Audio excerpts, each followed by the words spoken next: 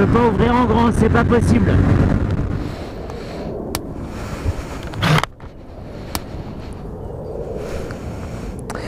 Ok. Aujourd'hui, la XJR 1300, non, la Triumph Speed Twin, c'est pareil, même gabarit, même pas le même moteur, pas le même nombre de cylindres. Non, mais en termes de caractéristiques, c'est équivalent. Il y a 97 chevaux. Il y a à peu près le même couple et fourche classique, étrier classique, bon ça pas grave. Une bonne monte pneumatique, c'est pas les fantômes comme sur la Street Twin de mémoire, donc c'est des Pirelli Diablo Rosso, donc c'est pas mal. Donc 97 chevaux, elle est 10 kg plus légère que la Bonneville T120, il y a 17 chevaux de plus et le rapport poids-puissance est meilleur que sur la Thruxton. Donc ça peut être pas mal. Ils ont gardé la présentation des compteurs comme sur la Thruxton, mais avec des couleurs différentes, si je dis pas de bêtises. Et c'est un tout petit peu plus lisible. Moi j'aimais pas du tout les compteurs tout gris sur la Thruxton. On va commencer en mode road, juste pour la prendre en main, et puis après je passerai en mode sport. Et il y a aussi un dernier mode, c'est le mode rain. Super accent anglais.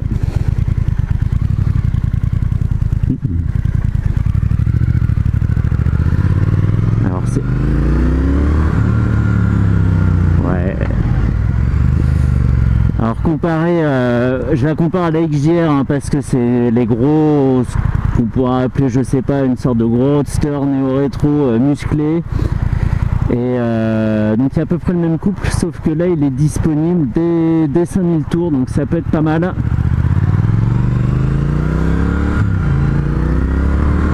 Ouais, il y a cette petite explosion là qui vient assez vite. Là j'ai regardé, c'était à 4005. Et sur une moto comme ça, qui c'est pas qu'elle paye pas de mine, mais en fait en la regardant au premier abord, on pourrait tout à fait penser que c'est juste une bonne ville un peu améliorée. En fait, je pense qu'elle est pas pensée, comme ça. Il y a vraiment ce petit côté sportif caché que je vais essayer de découvrir. Donc qu'est-ce qu'on trouve sur le compteur? On trouve l'indicateur de rapport engagé, le totaliseur kilométrique, l'autonomie,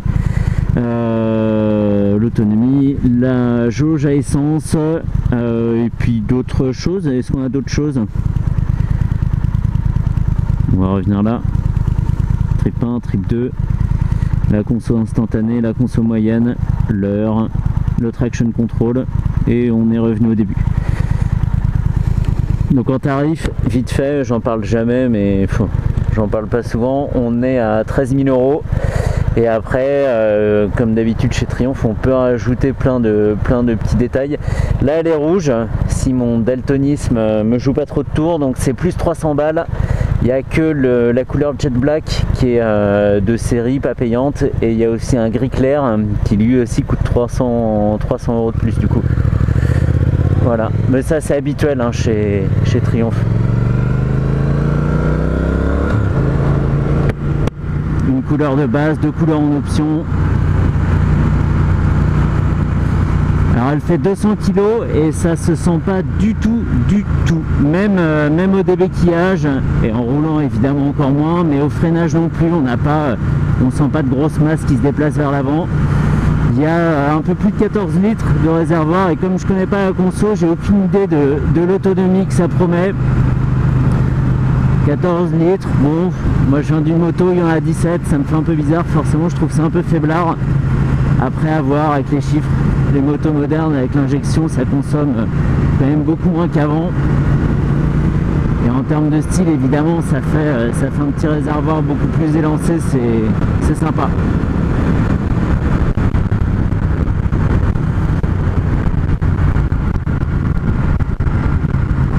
On sent des vibrations hein, quand on met les gaz comme ça, quand on n'est pas forcément dans le rapport le plus adapté, mais elles sont pas gênantes, elles font partie du décor quoi, ça fait partie de la moto, c'est des vibrations agréables.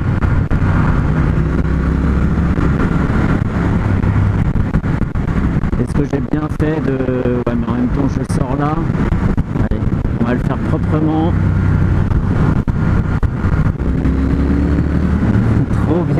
trop bien.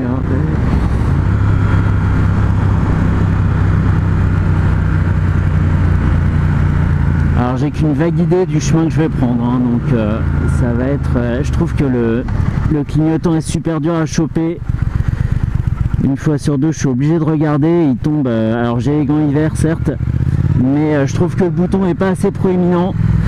Et une fois sur deux, je regarde, et l'autre fois, je manque d'appuyer sur le klaxon. Allez... Allez, il y en a qui aimeraient bien essayer des motos là. Ouais. Wouhou, ça saute.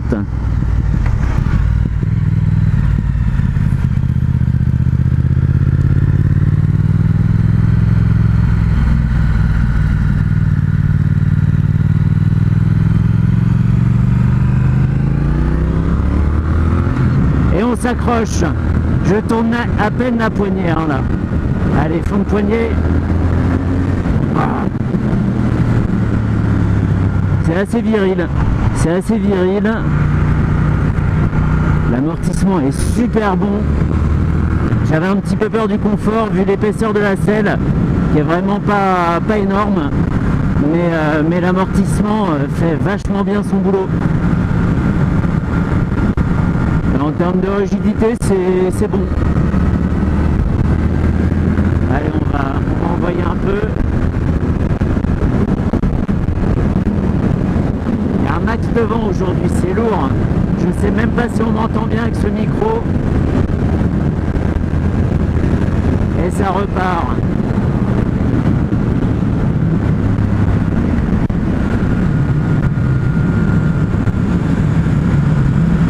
Ça fait vraiment la grosse Street Twin. Putain, ça c'était le piège.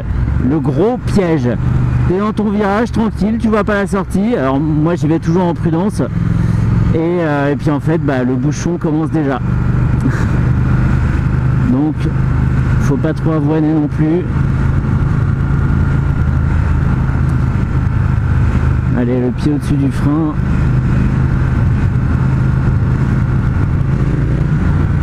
Ouais.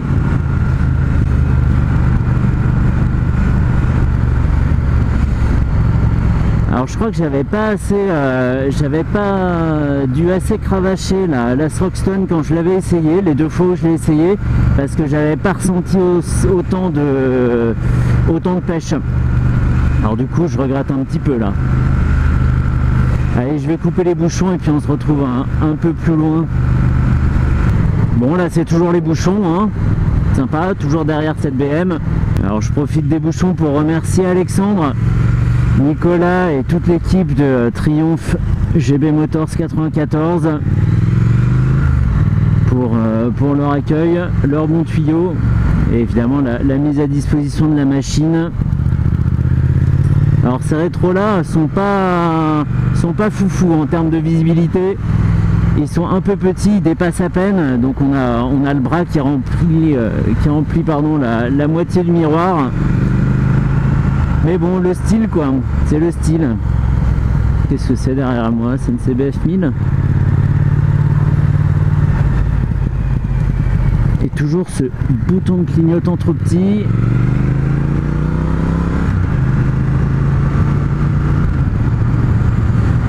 Bon, ça va, compteur, compte-tour sont assez lisibles, blanc sur noir, ça tranche bien, beaucoup mieux qu'avant où de mémoire c'était noir sur gris. Non, c'est une CBF 600 je crois derrière. Et là c'est bien. Et ils sont légèrement orientés vers le conducteur. Et sur la Thruxton, encore une fois de mémoire, c'était pas le cas. Je les trouvais très, très horizontaux. La position est bonne, hein. On a les jambes légèrement pliées, mais le dos assez droit et le guidon n'a pas à aller le chercher très loin. Il tombe assez naturellement sous la main et la position est vraiment, vraiment super. Hein.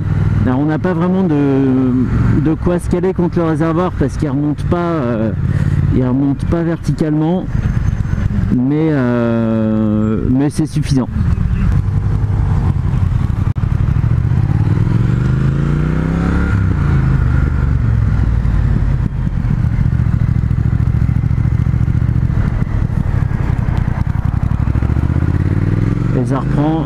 Le contraire aurait été étonnant, hein, avec le couple qu'il y a.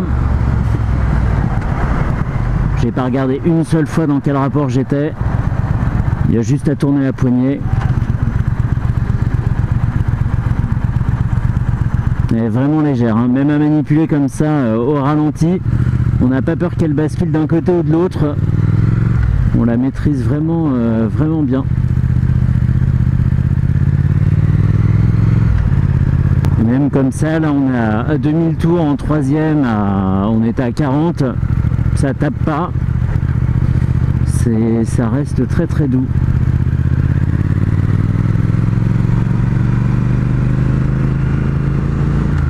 Ça doit être un vrai plaisir sur les petites routes de campagne, même si elle fait grosse. Alors elle fait beaucoup plus grosse en photo qu'en vrai. En vrai on dirait vraiment ouais, on se rend pas vraiment compte de la différence avec une Street Twin si on les a pas les deux côte à côte. Ça fait vraiment pas grosse moto, donc c'est plutôt rassurant. On n'a pas cette appréhension d'avoir à manier un gros monstre. Faut vraiment l'avoir en vrai pour ça.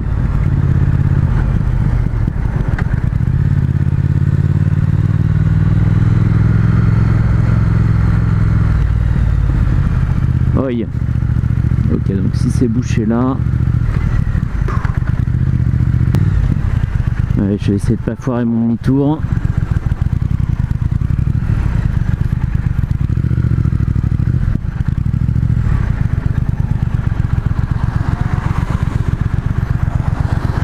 J'ai le guidon embuté, ça va. En même temps, il y a de la place, ça veut pas dire grand chose, mais c'est bien. Ça veut dire qu'en ville ou en cherchant à manipuler, ça passe quand même bien. Non, pourquoi tu tournes? J'aimerais bien réussir à le prendre de vitesse. Ah, c'est bon, en fait, tu tournais pas, c'était une sale feinte.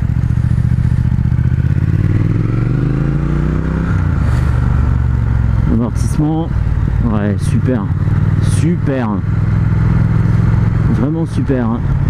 Ça remonte pas dans le dos, ça tape pas, et c'est souple sans trop l'être. Super bien dosé en gros quoi.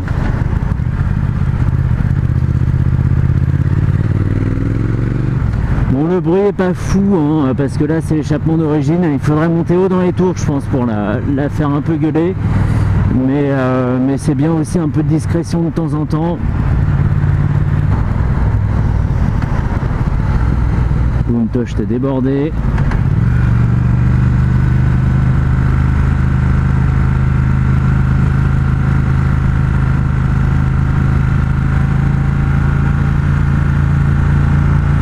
Allez, je suis en seconde, on est à 3500 tours minute.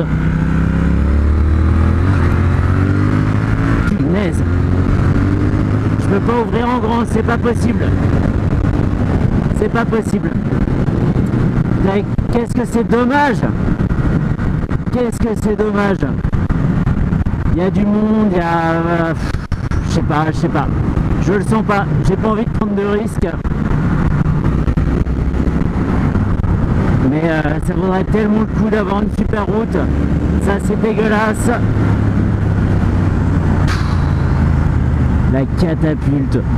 La catapulte, ça débarque vachement tôt le couple. On tourne, on n'a pas monté très haut dans les tours, hein. Les chiffres précisément je crois que c'est 4950 tours minute. Et effectivement une fois que c'est là, c'est l'explosion quoi. Et en plus c'est pas gradué très haut, hein. C'est 8000 tours le max. La zone rouge commence à 7000. Et donc voilà, ça fait une toute petite plage comme ça et la puissance est surprenante quoi. Surprenante. Mais bon, les routes étant ce qu'elles sont ici, avec le monde, avec la police, etc. L'accélération, on repassera quoi.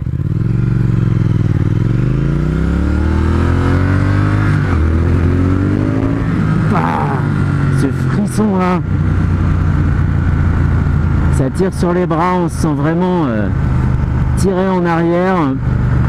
J'adore. Et encore une fois la poignée, alors c'est dommage parce qu'on voit rarement ma main droite, mais la poignée est tournée mais de quelques degrés seulement, hein. Alors elle n'a pas une course énorme, la poignée elle n'est pas on n'a pas à la tirer très loin, mais voilà, les quelques degrés qu'on tourne, ça suffit à s'envoler quoi.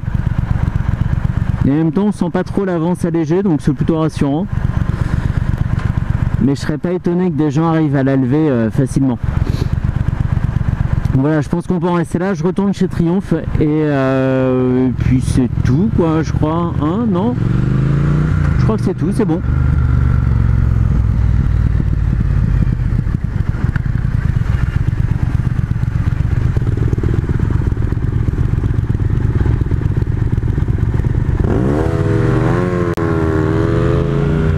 Non mais je me fais bouffer par un T-Max, c'est pas possible.